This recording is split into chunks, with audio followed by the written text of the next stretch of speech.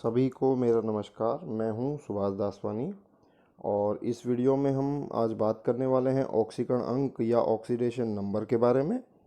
और ये class 11th unit 8 का पार्ट 4 है। तो चलिए शुरू करते हैं। तो सबसे पहले बात करते हैं ऑक्सीडेशन नंबर या ऑक्सीकरण अंक की डेफिनेशन के बारे में। क्या होता है ऑक्सीकरण अंक? तो देखिए, किसी तत्व के परमाणु पर उपस्थित प्रभावी आवेश की संख्या को ऑक्सीकरण अंक कहते हैं। प्रभावी आवेश का मतलब देखिए, जैसे आपके सामने HCl के अंदर हमें पता है कि हाइड्रोजन और क्लोरीन के बीच में एक सहसंयोजक बंध है। और इस सहसंयोजक बंध के अंदर क्या होता है कि विद्युत ऋणी तत्व जो है वो बंध के इलेक्ट्रॉन अपनी ओर आकर्षित करता है। कौन है यहाँ पर विद्युत ऋणी तत्व? Cl है, क्लोरीन है। और ये बंध के इलेक्ट्रॉन अपनी ओर आकर्षित करता है, जिसकी वजह से इस क्लोरीन पर ऋणावेश उत्पन्न होता है, माइनस चार्ज उत्पन्न होता है। जैसा कि आप देख सकते हैं -1 मैंने यहाँ पर दिखाया है। और हाइड्रोजन पर उतना ही धनावेश यानी कि +1 आ जाता है। तो यही प्रभावी आवेश है और यही इनका ऑक्सीकरण अंक है। तो यहाँ पर HCl के अंदर हम ये कह सकते हैं कि हाइड्रोजन का जो ऑक्सीकरण अंक है वो +1 है और Cl का जो ऑक्सीकरण अंक है वो -1 है। तो ये हुई एक ऑक्सीकरण अंक की डेफिनेशन या परिभाषा। अब इसके आगे कुछ पॉइंट्स हैं ऑक्सीकरण अंक से संबंधित, वो हम देखते हैं। तो देखिए, सबसे पहला पॉइंट है, स्वतंत्र अवस्था में किसी तत्व का जो ऑक्सीकरण अंक है वो 0 होता है। स्वतंत्र अवस्था का मतलब ये है कि जब कोई तत्व स्वतंत्र हो, यानी कि किसी अन्य तत्व से संयोजित ना हो, किसी यौगिक के अंदर ना हो, जैसे H2, Cl2, N2, O2, Na, Li, Ca, ये सभी तत्व स्वतंत्र हैं, किसी यौगिक के अंदर नहीं है। तो इस अवस्था में, स्वतंत्र अवस्था में, इनका जो ऑक्सीकरण अंक जो माना जाएगा वो 0 माना जाएगा। जैसे H2 के अंदर आपसे पूछा जाए कि हाइड्रोजन का ऑक्सीकरण अंक क्या है, तो आप बताएंगे 0। Cl2 के अंदर 0। तो इसी तरीके से सभी के अंदर ऐसा ही होगा। अब दूसरा पॉइंट देखिए, दूसरा पॉइंट है कि ऑक्सीजन का जो ऑक्सीकरण अंक है वो देखिए कैसे क्या क्या होता है। ऑक्सीजन का जो ऑक्सीकरण अंक है वो ऑक्साइड यौगिक उनके अंदर होता है -2। ऑक्साइड यौगिक के अंदर देखिए H2O, Na2O, यहाँ पर जो ऑक्सीजन का ऑक्सीकरण अंक है वो -2 है। परऑक्साइड कुछ यौगिक होते हैं ऑक्सीजन के, जैसे H2O2, Na2O, इनके अंदर ऑक्सीजन का जो ऑक्सीकरण अंक है वो -1 होता है। और इसी प्रकार सुपर ऑक्साइड, जैसे यहाँ पर देखिए KO2, पोटेशियम सुपर ऑक्साइड, तो यहाँ पर जो ऑक्सीजन का ऑक्सीकरण अंक है वो -1/2, -½ है। इसी प्रकार ऑक्सीजन जो है कभी कभी धनात्मक ऑक्सीकरण अंक भी दर्शाता है। वो कब दर्शाता है? देखिए यहाँ पर देखिए OF2, यानी कि जब ऑक्सीजन फ्लोरीन से संयोजित होगा, तो फ्लोरीन हमें पता है पूरी आवर्त सारणी में फ्लोरीन की जो विद्युत ऋणता है वो सबसे अधिक होती है। तो जब ऑक्सीजन और फ्लोरीन के बीच में सहसंयोजक बंध बनेगा तो फ्लोरीन सहसंयोजक बंध के इलेक्ट्रॉन अपनी ओर आकर्षित करेगा, जिससे फ्लोरीन पर तो ऋणात्मक आवेश और ऑक्सीजन पर धनात्मक आवेश आएगा। तो इस तरह से यहाँ पर ऑक्सीजन की धनात्मक ऑक्सीकरण अवस्था में देखने को मिलती है। तो OF2 के अंदर देखिए, OF2 में ऑक्सीजन का ऑक्सीकरण अंक +2 है, क्योंकि 2 फ्लोरीन जुड़े हुए हैं। तो 2 फ्लोरीन के लिए -1 और एक ऑक्सीजन से जुड़े हुए हैं दोनों फ्लोरीन, तो इसलिए यहाँ पर ऑक्सीजन का जो ऑक्सीकरण अंक है वो +2 हो जाता है। इसी प्रकार O2F2 के अंदर हम देखें तो 2 ऑक्सीजन है और 2 ही फ्लोरीन है। तो इस आधार पर ऑक्सीकरण अंक ऑक्सीजन का हो जाएगा +1। तो ये 2 यौगिक हमें याद रखने हैं। इनमें ऑक्सीजन का जो ऑक्सीकरण अंक है वो धनात्मक होता है, बाकी शेष यौगिकों में माइनस में होगा, जैसा कि मैंने बताया ऑक्साइड, परऑक्साइड और सुपर ऑक्साइड में। आगे देखिए, तीसरा पॉइंट है, आवर्त सारणी के वर्ग एक की क्षार धातुएं। आवर्त सारणी के अंदर जो पहला वर्ग है उसके अंदर ये धातुएं आती हैं, लिथियम, सोडियम, पोटेशियम, रुबिडियम और सीजियम। इन सभी का जो ऑक्सीकरण अंक है वो +1 होता है हमेशा, ये हमें याद रखना है। इसी प्रकार जो दूसरा वर्ग है जिसके अंदर क्षारीय मृदा धातुएं, ये कौन सी होती हैं?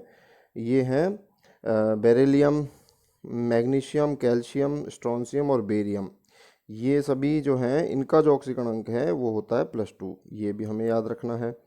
इसी प्रकार आगे देखिए, जो हैलोजन तत्व हैं जिनके अंदर फ्लोरीन, क्लोरीन, ब्रोमीन और आयोडीन है, इनका सामान्यतः ऑक्सीकरण अंक होता है -1। यानी कि जब ये धातुओं से संयोजित हों तो इनका सामान्यतः ऑक्सीकरण अंक -1 होता है। जैसे हमें पता है NaCl के अंदर हमें पता है क्लोरीन पर -1 चार्ज और सोडियम पर होता है +1 चार्ज। तो इस तरह से जब ये धातुओं से संयोजित होते हैं तो सामान्यतः इनका ऑक्सीकरण अंक -1 होता है। इसी प्रकार हैलोजन जो तत्व हैं जिनके अंदर ClBrI, जब ये फ्लोरीन से संयोजित होंगे, है ना, फ्लोरीन की विद्युन्नता सबसे अधिक हमने देखा है होती है, फ्लोरीन की विद्युन्नता सबसे अधिक होने की वजह से फ्लोरीन पर तो हमेशा हमेशा -1 ही चार्ज होता है, कभी भी धनात्मक आवेश इस पर नहीं आता है, इसका ऑक्सीकरण अंक हमेशा -1 होता है। लेकिन जब फ्लोरीन से अन्य हैलोजन ClBrI संयोजित होंगे तो क्या होगा, जैसे कि एग्जाम्पल है आपके सामने ClF3, BrF5 और IF7। तो यहाँ पर क्या हो जाएगा, ClF3 की अगर हम बात करें तो एक Cl से 3 फ्लोरीन संयोजित हो रहे हैं। तो 3 फ्लोरीन संयोजित होने से देखिए फ्लोरीन पर तो -1 चार्ज होगा, लेकिन यहाँ पर क्लोरीन पर जो प्रभावी आवेश है वो +3 हो जाएगा, है ना, क्योंकि 3 फ्लोरीन यहाँ पर संयोजित हैं। तो इस तरह से यहाँ पर हैलोजन का जो ऑक्सीकरण अंक है वो धनात्मक हो जाएगा, +3 हो जाएगा। इसी प्रकार BrF5 में Br का ऑक्सीकरण अंक, चूँकि 5 फ्लोरीन संयोजित हैं इसलिए +5।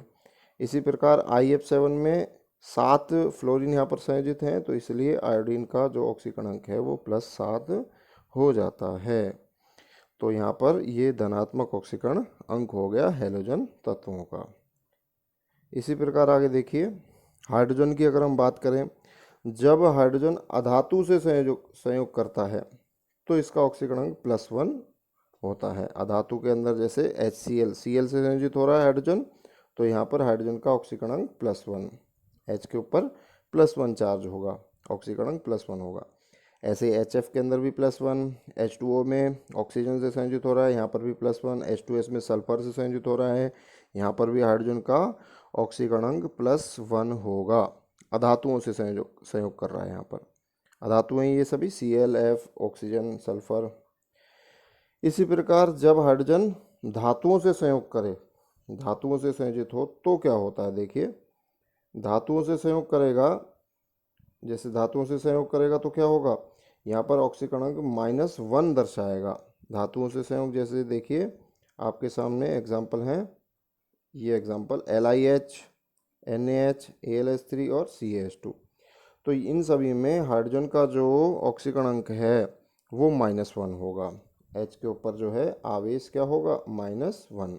यहाँ पर देखिए LiH की बात करें तो लिथियम पर +1 और हाइड्रोजन पर होगा -1 चार्ज। NaH के अंदर भी सेम ऐसे ही होगा, Na पर +1 और हाइड्रोजन पर -1 चार्ज होगा। AlH3 में हमें पता है एल्यूमिनियम जो है, एल्यूमिनियम 3 हाइड्रोजन से संयोजित हो रहा है, तो इस पर होगा +3 और हाइड्रोजन पर होगा -1 चार्ज। इसी प्रकार CaH2 की अगर हम बात करें तो कैल्शियम के अंदर भी सेम ऐसे ही होगा, Ca पर +2 चार्ज होगा और 2 हाइड्रोजन है तो -1 चार्ज होगा। तो इस तरह से ये ऑक्सीकरण अंक हो गया हाइड्रोजन का। आगे हम बात करते हैं ऑक्सीकरण अंक ज्ञात करना। अगर हमें ऑक्सीकरण अंक ज्ञात करना हो, जैसे जो डी ब्लॉक के जो तत्व होते हैं, डी ब्लॉक के तत्वों का क्या है, ऑक्सीकरण अंक वो अलग अलग तरीके से दर्शाते हैं, कोई निश्चित ऑक्सीकरण अंक नहीं होता, वो भिन्न भिन्न ऑक्सीकरण अंक दर्शाते हैं। जैसे अगर हम बात करें Mn की, आपके सामने KMnO4 में Mn का ऑक्सीकरण अंक हमें ज्ञात करना है, तो देखिए Mn जो है वो +2 से लेकर, Mn जो है वो +2 से लेकर +7 तक ऑक्सीकरण अंक दर्शाता है, यानी +2, +3, +4, +5 और +6, +7 तक। तो इस तरह से किस यौगिक के अंदर Mn का क्या ऑक्सीकरण अंक है, इसको किस तरह से ज्ञात करेंगे वो हम समझ लेते हैं। तो इसके लिए आपको एक पॉइंट जो है याद रखना है, किसी अणु में उपस्थित, यहाँ पर देखिए, किसी अणु में उपस्थित सभी तत्वों के ऑक्सीकरण अंकों का बीजीय योग शून्य होता है। यानी कि अगर कोई अणु है उसमें अलग अलग तत्व उपस्थित हैं, तो सभी के ऑक्सीकरण अंकों को यदि हम जोड़ें, योग करें, उनका बीजीय योग करें, यानी कि माइनस प्लस को जोड़ते हुए देखें, तो सभी का जो बीजीय योग होता है वो होता है शून्य। आपके सामने एक एग्जाम्पल है KMnO4 का, वो समझते हैं। देखिए, KMnO4 के अंदर हमें Mn का ऑक्सीकरण अंक निकालना है। तो हमें पता है पोटेशियम का जो ऑक्सीकरण अंक है वो होता है +1, ऑक्सीजन का -2, और Mn का हमने मान लिया यहाँ पर x। Mn का ऑक्सीकरण अंक हमें ज्ञात करना है, तो इसको हमने x मान लिया। तो यहाँ पर छोटी सी कैलकुलेशन है आपके सामने, ये देखिए, पोटेशियम की जगह मैंने यहाँ पर +1 रखा है, Mn की जगह मैंने यहाँ पर x रखा है, और ऑक्सीजन 4 हैं, तो एक ऑक्सीजन का -2, चूँकि एक ऑक्साइड है, ऑक्साइड के अंदर -2 होता है सामान्यतः, तो -2 को मैंने 4 से मल्टीप्लाई, क्योंकि 4 ऑक्सीजन है, तो इजकल टू में कर दिया मैंने 0। हमने यहाँ पर देखा था बीजीय योग शून्य होता है, ऊपर देखा था पॉइंट में। तो इन सभी को अगर हम कैलकुलेट करें, तो यहाँ पर देखिए, ये मैंने कैलकुलेट कर दिया है कंप्लीट, तो x इजकल टू +7 आ गया हमारे सामने। यानी कि यहाँ पर जो Mn का ऑक्सीकरण अंक है, Mn पर जो प्रभावी आवेश है वो कितना है, +7। तो इसी तरीके से और यौगिकों के अंदर भी हम ऑक्सीकरण अंक निकाल सकते हैं। एक और एग्जांपल देखते हैं। ये देखिए, एक और एग्जांपल देखते हैं, जैसे NaNO3। इसके अंदर यदि हमें नाइट्रोजन का ऑक्सीकरण अंक निकालना है NaNO3 में, तो किस तरह से निकालेंगे? तो देखिए, NaNO3 के अंदर हमें पता है सोडियम का ऑक्सीकरण अंक, सोडियम पहले वर्ग की क्षार धातु है। हमने पीछे एक पॉइंट में देखा था कि क्षार धातुओं का जो ऑक्सीकरण अंक है पहले वर्ग की क्षार धातुओं का, वो हमेशा होता है +1। तो सोडियम का हो गया +1। नाइट्रोजन का हमें ऑक्सीकरण अंक निकालना है, तो इसको हमने x मान लिया। इसी प्रकार ऑक्सीजन का जो ऑक्सीकरण अंक है वो कितना होता है, -2, और इसको हमें मल्टीप्लाई करना है 3 से, तो बराबर करना है 0। तो ये एक इक्वेशन बन चुकी है आपके सामने। इसको अगर हम सॉल्व करेंगे, तो देखिए, +1 + x - 6 इजकल टू 0। इसको अगर हम पक्षांतरण करें, तो x इजकल टू हो जाएगा -6, उधर जाएगा पक्षांतरण करने के बाद +6, और +1 के बाद -1। तो इस तरह से x इजकल टू +5। हमारे सामने x बराबर +5, यानी x किसको माना था हमने, नाइट्रोजन को। तो नाइट्रोजन का ऑक्सीकरण अंक हमारे सामने आ गया +5। तो इस तरह से हम कैलकुलेट कर सकते हैं किसी भी अणु के अंदर, किसी भी यौगिक के अंदर किसी तत्व के ऑक्सीकरण अंक को। अगर किसी आयन की बात करें, तो देखिए यहाँ पर ये पॉइंट देखिए, किसी आयन में उपस्थित सभी तत्वों के ऑक्सीकरण अंकों का बीजीय योग उस आयन पर उपस्थित आवेश के समान होता है। किसी अणु के अंदर तो बीजीय योग जो होगा वो शून्य होगा, लेकिन किसी आयन की अगर हम बात करें, तो ऑक्सीकरण अंकों का जो योग है, बीजीय योग है, वो शून्य नहीं होगा, बल्कि उस आयन पर उपस्थित आवेश के समान होगा। आपके सामने एक एग्जाम्पल है, देखिए, सल्फेट। तो सल्फेट पर आवेश देखिए सबसे पहले क्या है, -2। तो इसके सभी तत्वों के ऑक्सीकरण अंकों को जोड़ने पर बीजीय योग जो होगा वो शून्य नहीं होगा, वो होगा -2, क्योंकि यहाँ पर आवेश जो है आयन के ऊपर वो -2 है। तो हमें यहाँ पर सल्फर का ऑक्सीकरण अंक निकालना है, तो किस तरह से निकालेंगे? माना सल्फर का ऑक्सीकरण अंक बराबर x, ऑक्सीजन का ऑक्सीकरण अंक वही -2। तो यहाँ पर देखिए, ये मैंने इक्वेशन तैयार कर ली एक, x सल्फर का हो गया, और ऑक्सीजन 4 है, तो 4 को -2 से मल्टीप्लाई किया, इजकल टू -2 क्यों? क्योंकि SO4 के ऊपर आवेश -2 है, तो यहाँ पर ये -2 मैंने पुट कर दिया है। अब x की वैल्यू है यहाँ से हमने निकाल ली +6, तो यानी कि सल्फर का जो ऑक्सीकरण निकल के आया वो आया +6।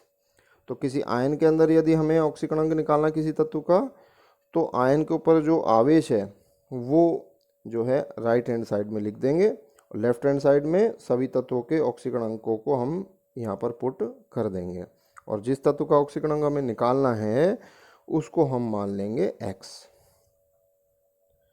अब आगे देखिए, अब आप लोगों के लिए कुछ होमवर्क है जो आपको सेल्फ जो है आपको इसको सॉर्ट आउट करना है, सॉल्यूशन करना है, इनका आपको खुद सॉल्व करना है। निम्न के ऑक्सीकरण को ज्ञात कीजिए। देखिए HNO3 में नाइट्रोजन का, H2SO4 में सल्फर का, ClO4 -1 में Cl का, LiLH4 में Al का, NaBH4 में बोरोन का, CrO4 -2 में क्रोमियम का। इन सभी का ऑक्सीकरण आपको निकालना है।